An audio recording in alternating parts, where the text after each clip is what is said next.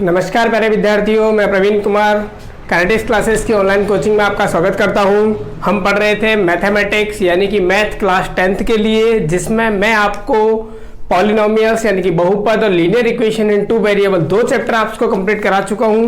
अब कुछ बच्चों की डिमांड थी कि सर ट्रिग्नोमेट्री स्टार्ट कीजिए, तो मैं इसलिए आपको अब नया चैप्टर जो है अगला चैप्टर स्टार्ट करने वाला हूं, त्रिकोणमिति यानी कि ट्रिग्नोमेट्री, जो कि आपका चैप्टर नंबर 6 और 7 है और इसी पर आधारित आपका चैप्टर है या इसी पर बेस्ड आपका चैप्टर है chapter number 8 height and distance.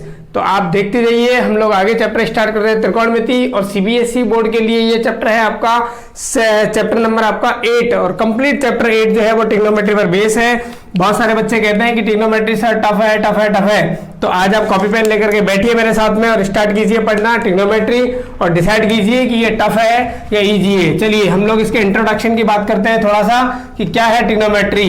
तो ट्रिग्नोमेट्री जो है बेटा, ये ट्रिग्नोमेट्री जो है ग्रीक भाषा के शब्दों से मिलकर के बना है। ये जो ट्रिग्नोमेट्री शब्द है ये ग्रीक भाषा के शब्दों से मिलकर के बना है। कितने शब्दों से? 3 शब्दों से ये मिलकर के बना है। कौन कौन से? एक तो है ट्राई, अच्छा दूसरा है गोन और तीसरा है बेटा मेट्रॉन। 3 शब्द जो है ग्रीक भाषा के, इन तीनों शब्दों से मिलकर के बना है कौन?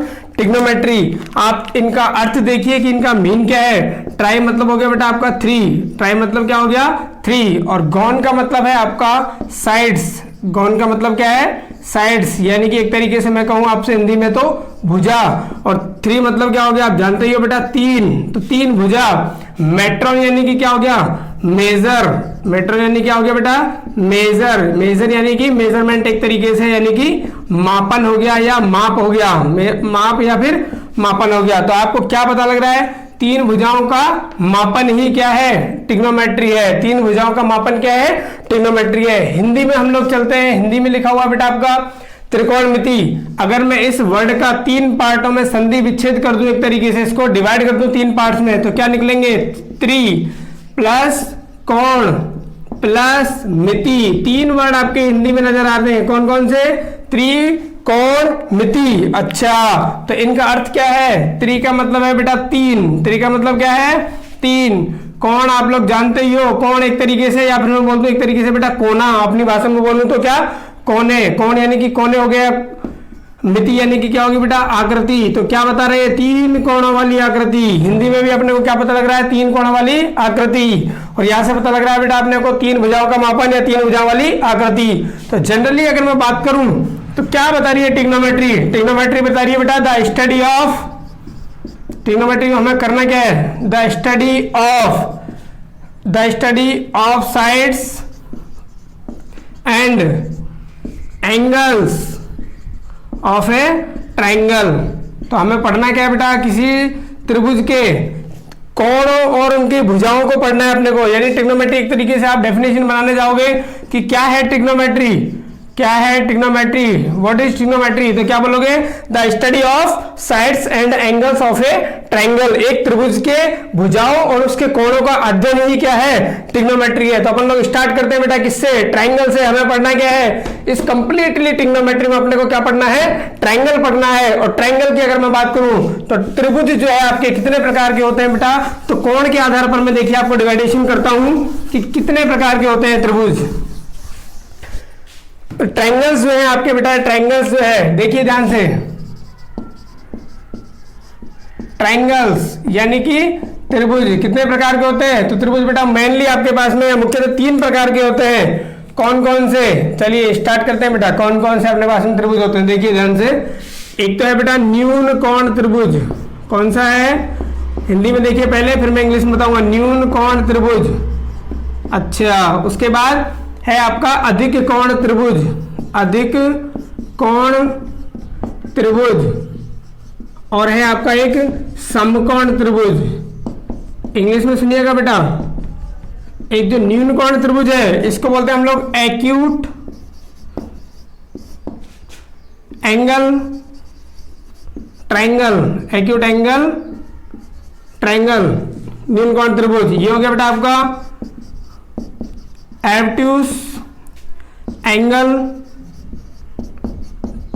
ट्राइंगल यानी कि अधिक कोण त्रिभुज। और ये हो गया बेटा आपका right angle triangle, right angle triangle. अच्छा क्या है सर ये, डेफिनेशन के बेस पे क्या बताएंगे? तो बेटा न्यून कोण त्रिभुज वे होते हैं जिनमें एक कोण का मान, वे त्रिभुज वे ट्रायंगल्स जिनके अंदर एक कोण का मान, कोण को मैं थीटा से डिनोट कर रहा हूं, एक कोण का मान 0 डिग्री से अधिक होता है लेकिन 90 डिग्री से क्या होता है बेटा, छोटा होता है। जिसमें एक कोण का मान 90 डिग्री से छोटा और 0 से बड़ा, यानी कि 0 डिग्री से बड़ा और 90 डिग्री से छोटा। the triangle in which angle is greater than to the 0 degree and less than to the 90 degree is called acute angle triangle। आगे बात करते हैं बेटा अधिक कोण त्रिभुज की, obtuse angle triangle जिसके अंदर एक कोण का मान 90 डिग्री से तो ज्यादा होता है परंतु यानी कि 180 डिग्री से छोटा होता है।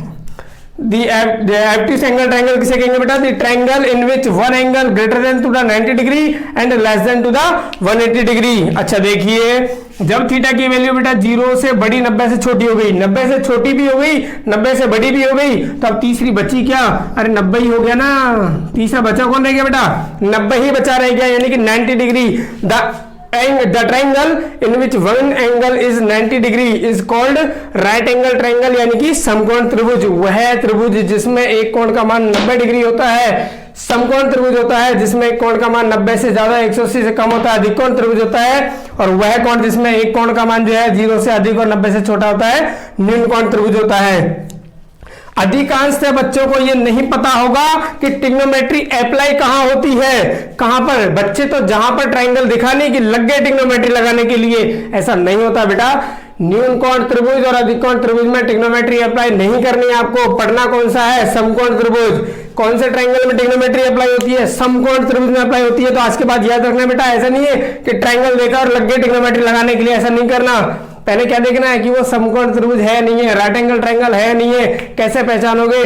तो एक कंडीशन बेटा ये है उसकी, एक कंडीशन बाद में बताऊंगा। पहली कंडीशन ये है कि उसके एक कोण का मान 90 डिग्री होना कंपलसरी है, एक कोण का मान 90 डिग्री होना जरूरी है। क्लियर है? तो आगे की क्लास हम लोग जो स्टार्ट करेंगे वो क्या है? समकोण त्रिभुज से। देखिए बेटा फटाफट मेरे साथ देखते जाइए, कॉपी पेन लेकर के छापते जाइए, समझ में आ जाएगा 100% गारंटी के साथ में। और राजस्थान बोर्ड हो चाहे सीबीएसई बोर्ड हो, पढ़ लीजिए ट्रिग्नोमेट्री मेरे साथ में, और एक भी क्वेश्चन नहीं छोड़ोगे आप बोर्ड एग्जाम्स का। तो समकोण त्रिभुज राइट एंगल ट्रायंगल देखिए बेटा कैसा होता है समकोण त्रिभुज। तो आगे बढ़ाते हैं बेटा समकोण त्रिभुज। समकोण त्रिभुज यानी कि राइट एंगल ट्रायंगल। ओके देखिए राइट एंगल ट्रायंगल, 3 भुजाएं बनानी है, एक ये हो गई और इसको मैंने यहां मिला दिया, ठीक है। तो ये होता है बेटा आपका 90 डिग्री का एंगल। ये कितने डिग्री का हो गया? 90 डिग्री का ये एंगल हो गया। ये जो आपको ट्रायंगल दिख रहा है ये है आपका राइट एंगल ट्रायंगल या समकोण त्रिभुज। कितनी भुजाएं इसके अंदर बेटा? 3 भुजाएं, जिसका एक कोण का मान कितना है? एक कोण का मान 90 डिग्री है। अच्छा, और बाकी ये दोनों कोण क्या होंगे? तो बाकी ये कोण जो है बेटा ये दोनों जो है वो एक्यूट एंगल होंगे या न्यून कोण होंगे। न्यून कोण मतलब इन दोनों का जो मान है वो 90 से क्या रहेगा बेटा? छोटा रहेगा। इन दोनों एंगल्स का सम तो 90 आएगा, लेकिन ये इंडिविजुअली अलग अलग दोनों जो है वो 90 से क्या होंगे? ये छोटे होंगे, क्योंकि त्रिभुज के तीनों कोणों का योगफल कितना है? 180 ही हो सकता है, वही अपने को निर्धारित करना है। ठीक है, तो नाम देता हूं बेटा मैं इसको, देखिए ए बी, और इसका नाम दे दिया बेटा मैंने सी। ए बी सी, ये ट्रायंगल मैंने नाम दे दिया ए बी सी। अच्छा, कितनी भुजाएं इसके पास में? 3 भुजाएं सर। कौन कौन सी? ए बी, बी सी और सी ए, ठीक है, या ए सी। तो इसमें हम लोग बात करें 3 भुजाएं, तो समकोण त्रिभुज के अंदर जो 3 भुजाएं हैं इनके नाम क्या होते हैं बेटा? समकोण त्रिभुज की भुजाओं के नाम देखिए आप ध्यान से कि इसमें बेटा 3 भुजाओं के नाम किस प्रकार से परिभाषित होते हैं। देखिए आधार, लंब और कर्ण, यानी कि आप इंग्लिश में समझिए बेटा बेस, परपेंडिकुलर और ये हो गया बेटा आपका हाइपोटेनस।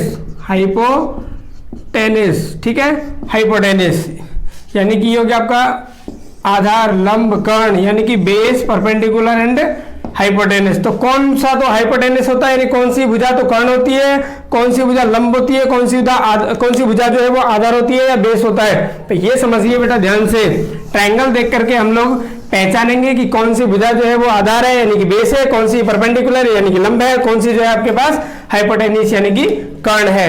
तो मैं आपके सामने दो ट्रायंगल बनाऊंगा बेटा, देखिए ध्यान से, तब आपको समझ में आएगा।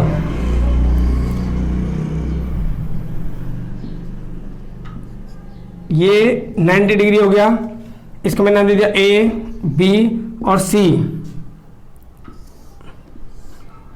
इसके साथ में मैंने एक ट्रायंगल और बना दिया, नाम वही दिया बेटा ए बी सी। ये एंगल फिर से वही 90 डिग्री है, तो राइट एंगल ट्रायंगल है दोनों ही, बिल्कुल राइट एंगल ट्रायंगल है सर। अब देखिएगा मेरी बात ध्यान से, मैं दोनों ट्रायंगलों में आपसे पूछूं कि कर्ण कौन है, हाइपोटेनस कौन है। मैं आपसे दोनों ही ट्रायंगलों के अंदर पूछूं कि हाइपोटेनस क्या है यानी कि कर्ण कौन है, तो बेटा आप आंख बंद करके बता सकते हो कि कर्ण कौन है। कि बोले ट्रायंगल में जो 90 डिग्री के सामने वाली भुजा है, 90 डिग्री 90 डिग्री एंगल के जो सामने वाली भुजा है वही क्या होगी बेटा, हाइपोटेनस। तो याद कीजिए फटाफट, 90 डिग्री एंगल के सामने वाली जो फ्रंट में जो लाइन है वही क्या होगी, हाइपोटेनस। तो यानी कि दोनों ही ट्रायंगल्स के अंदर जो AC है वो क्या है, 90 डिग्री के फ्रंट में लाइन है, यानी कि वही क्या होगी आपकी हाइपोटेनस। तो दोनों ट्रायंगल्स के लिए हाइपोटेनस तो क्या है, सेम है, यानी कि कर्ण तो क्या है बेटा, सेम है। अच्छा सर आधार कौन है, आधार यानी कि बेस कितना है। तो बेटा पहले ट्रायंगल के अंदर देखिए आप, बेस क्या है और लंब क्या है, यानी कि परपेंडिकुलर कौन है,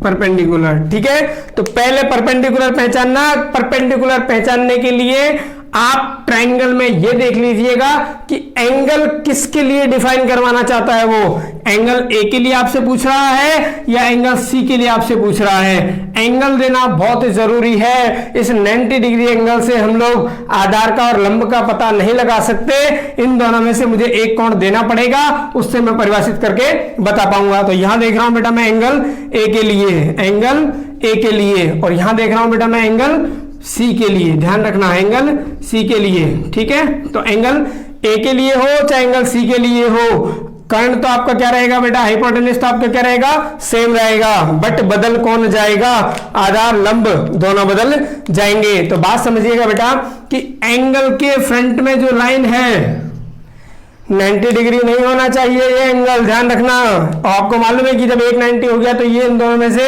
एक 90 पॉसिबल है ही नहीं, ये 90 हो जाए संभव ही नहीं है। तो इसके फ्रंट में जो लाइन है ये वाली बेटा, ये होती है आपकी परपेंडिकुलर। ये जिस एंगल के लिए देख रहा हूं उस एंगल के फ्रंट में जो लाइन होती है वो होती है परपेंडिकुलर। तो एंगल ए के लिए BC, एंगल ए के लिए BC जो है वो किसका काम करेगा, परपेंडिकुलर का काम करेगा। BC है वो किसका काम करेगा, यहाँ पे परपेंडिकुलर का काम करेगा। और यहां देखूंगा तो एंगल C के फ्रंट में लाइन कौन सी है, AB।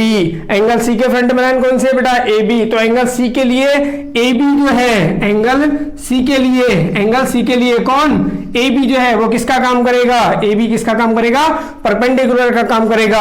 अब कौन सी साइड बची रह गई, जब आपने हाइपोटेनस पहचान लिया, परपेंडिकुलर पहचान लिया, तो बचा कौन रह गया, वही आपका बेस हो जाएगा। तो यहां पर कौन बचा रह गया बेटा, AB। तो AB क्या है, यहाँ पे बेस है। और यहां पर कौन बचा रह गया था, BC। तो यहां पर क्या है बेटा, BC आपका बेस है। तो समझिए बात ध्यान से, क्या समझना है कि एंगल A के लिए जो बेस है, आधार है, वो एंगल C के लिए क्या है, परपेंडिकुलर है। और जो एंगल A के लिए परपेंडिकुलर है BC, और वही एंगल C के लिए क्या बन जाता है बेटा, बेस बन जाता है। यानी कि हाइपोटेनस तो सेम रहता है, लेकिन अगर एंगल बदल दिया जाए तो उनके परपेंडिकुलर और बेस चेंज हो जाते हैं। तो क्वेश्चन इसके ऊपर बेस्ड हम लोग बहुत कुछ करेंगे बेटा। तो आप पहले समझिए कि एंगल A के लिए कौन क्या क्या होता है। एंगल A के लिए सबसे पहले आप ये पहचानोगे बेटा कि 90 डिग्री के फ्रंट में जो लाइन है हाइपोटेनस, उसके बाद एंगल क्या दे रखा है, किस एंगल के लिए आंसर वैल्यू पूछ रहा है, ए के लिए या सी के लिए। तो ए के लिए पूछा है तो ए के सामने वाली भुजा क्या हो जाएगी, परपेंडिकुलर यानी कि लंब हो जाएगी। और जो बची हुई भुजा है वो किसका काम करेगी, आधार का काम करेगी। क्लियर है यहां तक, वेरी गुड, छापिए इसको। तो ट्रिग्नोमेट्री में आपको स्टार्ट कर चुका हूं, ध्यान रखिए। फटाफट आप लोग जो है आप चैनल को सब्सक्राइब कर दीजिए। ट्रिग्नोमेट्री अगर सीखना चाहते हो तो बहुत टफ नहीं। देखिए बेटा, जो पढ़ा उसके ऊपर आधारित क्वेश्चन करते हैं और बोर्ड पे आपके क्वेश्चन लिखे हुए हैं। उससे पहले आप एक चीज और समझिए, मैंने कहा था कि जो आपका राइट एंगल ट्रायंगल था उसकी एक बात बाद में बताऊंगा, कौन सी उसकी प्रॉपर्टी है जो एक बार बाद में बताऊंगा, वो ये लिखी हुई है बेटा, पाइथागोरस थ्योरम। यानी कि क्या प्रॉपर्टी होती है कि जो आपका ट्रायंगल है, राइट एंगल ट्रायंगल यानी कि जो समकोण त्रिभुज है, उसकी किन्हीं दो भुजाओं के वर्गों का योगफल तीसरी भुजा के वर्ग के बराबर होता है। The sum of squares of two sides is equal to the square of third side of the triangle. कि समकोण त्रिभुज की दो भुजाओं के वर्गों का योगफल तीसरी भुजा के वर्ग के बराबर होता है। वही क्या होती है? Pythagoras theorem. क्या होती है बेटा?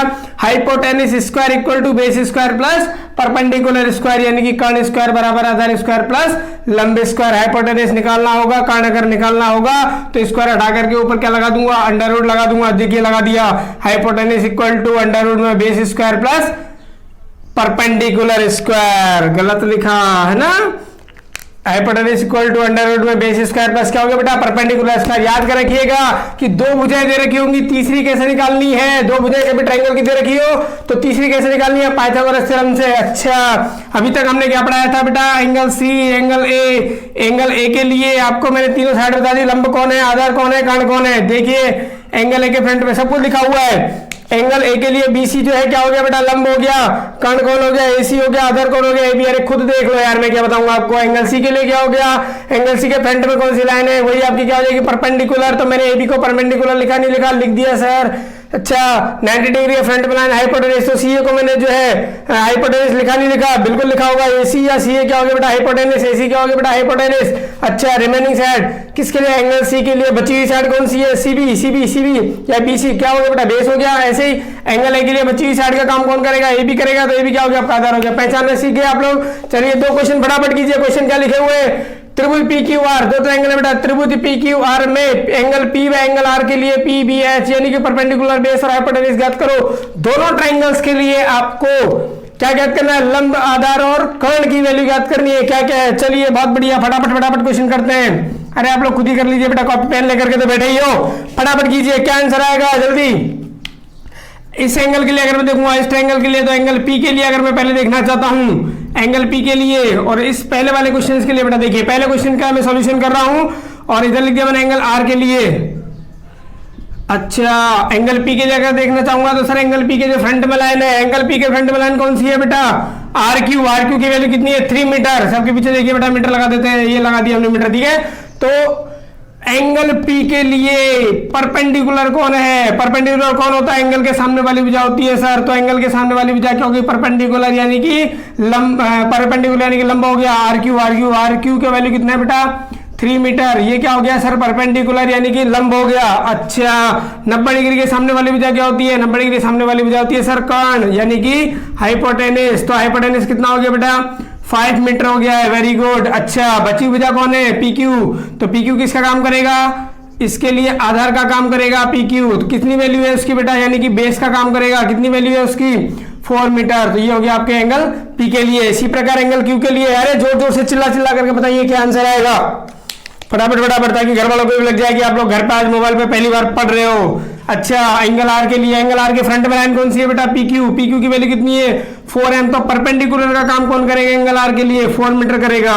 अच्छा, वही 90 डिग्री के फ्रंट में लाइन कौन है? 5 मीटर। तो ये किसका काम करेगी? हाइपोटेनस का काम करेगी यानी कि कर्ण का काम करेगी। तो बची हुई भुजा कौन रह गई? एंगल आर के लिए बची हुई भुजा का काम कौन करेगा बेटा? R Q. तो ये क्या हो गया आपका? बेस हो गया। कितना? 3 मीटर। पहचान लोगे नहीं पहचान लोगे? बहुत बढ़िया। अगला क्वेश्चन देखिए, और भी मस्त क्वेश्चन है। क्या है अगला क्वेश्चन? की ये जो आपको ट्रायंगल दे रखा है, इसमें बेटा वही पी और एंगल आर के लिए आपको पहचानना है कि परपेंडिकुलर कितना, बेस कितना, हाइपोटेनस कितना। लेकिन इसमें आपको क्या दे रखा है कि दो साइड दे रखी है, पी क्यू दे रखा है आपको और पी आर दे रखा है, लेकिन आर क्यू गायब है। तो इसके लिए गायब भुजा के लिए मैंने आपको क्या बताया कि पाइथागोरस लगा दीजिए। क्या लगा दीजिए बेटा? पाइथागोरस थ्योरम लगा दीजिए कि जब दो भुजाएं दे रखी हो, तीसरी निकालने के लिए क्या लगाओगे? पाइथागोरस प्रमेय से। तो पहला काम क्या है बेटा? पाइथागोरस प्रमेय से तीसरी भुजा निकालना। पाइथागोरस प्रमेय आपकी वही लिखी हुई है, मैंने लगा दिया बेटा क्या? ये वाली। हाइपोटेनिस का स्क्वायर इक्वल टू बेस का स्क्वायर प्लस परपेंडिकुलर स्क्वायर। अच्छा, हाइपोटेनिस 90 डिग्री के फ्रंट में लाइन जो होती है हाइपोटेनिस होती है, तो 13 हाइपोटेनिस दे दिया बेटा। अच्छा, ये सर बेस है या परपेंडिकुलर है, तो कुछ भी समझ लीजिए यार, बेस समझ लीजिए चाहे परपेंडिकुलर समझ लीजिए, क्योंकि अभी मैं एंगल के लिए बात तो कर ही नहीं रहा ना। तो इसको लिख दिया मैंने 12 का स्क्वायर, ये 13 का स्क्वायर प्लस क्या लिख दिया बेटा, परपेंडिकुलर स्क्वायर। 13 का स्क्वायर कितना होता है 169। अच्छा, 12 का 144 प्लस क्या हो गया पी स्क्वायर। 169 के पास में 144 को लेकर के जाऊंगा, माइनस का होकर के जाएगा, इधर बचेगा पी स्क्वायर। माइनस करूंगा कितना आएगा, 9 में से 4 गए तो 5, और इधर 6 में से 4 गए तो 2, 25 पी स्क्वायर आ गया। तो पी कितना आने वाला है बेटा, 5 आने वाला है। प्लस माइनस आएगा, लेकिन दूरी कभी भी ऋणात्मक नहीं होती है। Distance is not possible in negative, इसलिए मैं यहाँ पर नेगेटिव नहीं लूंगा, पी की वैल्यू कैसी लूंगा, ऑलवेज पॉजिटिव लूंगा बेटा। तो परपेंडिकुलर ये वाली वैल्यू जो बची हुई थी वो कितनी आ गई 5 मीटर। आप तो बता सकते हो कि एंगल पी के लिए और एंगल आर के लिए कौन परपेंडिकुलर। पी के लिए अगर बात करूंगा तो पी के फ्रंट वाली लाइन जो है ये क्या हो जाएगी परपेंडिकुलर। तो एंगल पी के लिए परपेंडिकुलर कितना है बेटा, यानी कि लंब कितना है 5 मीटर। अच्छा, एंगल पी के लिए हाइपोटेनिस कौन है, तो सर हाइपोटेनिस जो है वो चेंज नहीं होता, कर्ण चेंज नहीं होता, कितना रहेगा 13। अच्छा, बेस कौन रह गया सर 12 रह गया। ऐसे एंगल आर के लिए बताना चाहूंगा तो हाइपोटेनिस तो वही रहेगा कि 90 डिग्री के फ्रंट में जो लाइन है हाइपोटेनिस, तो हाइपोटेनिस तो चेंज होने वाला है नहीं। अच्छा, एंगल आर के फ्रंट में लाइन कौन सी है, ये रही सर पी क्यू। तो ये किसका काम करेगा, परपेंडिकुलर का, यानी कि लंब का काम करेगा। 12 सबके पीछे मीटर लगा दोगे, यूनिट लगाना मत भूलना, नंबर कट जाएगा बेटा। अच्छा, बची हुई भुजा कौन रह गई आर क्यू। आर क्यू कितना है 5, ये किसका काम करेगा, बेस का काम करेगा, कितना 5 मीटर। समझ में आ रहा है आप लोगों को, बहुत बढ़िया। तो इस टाइप से आप क्वेश्चन भी कर सकते हो। आगे की क्लास बहुत भी इंपॉर्टेंट होने वाली है, उसके लिए आप जल्दी से जल्दी हमारे चैनल को सब्सक्राइब कर दीजिए और जितना हो सके उतना शेयर कर दीजिए, और देखते रहिए current classes online classes YouTube channel पर। टॉपिक है हमारा ट्रिग्नोमेट्री, मेरे यानी प्रवीण कुमार के साथ में।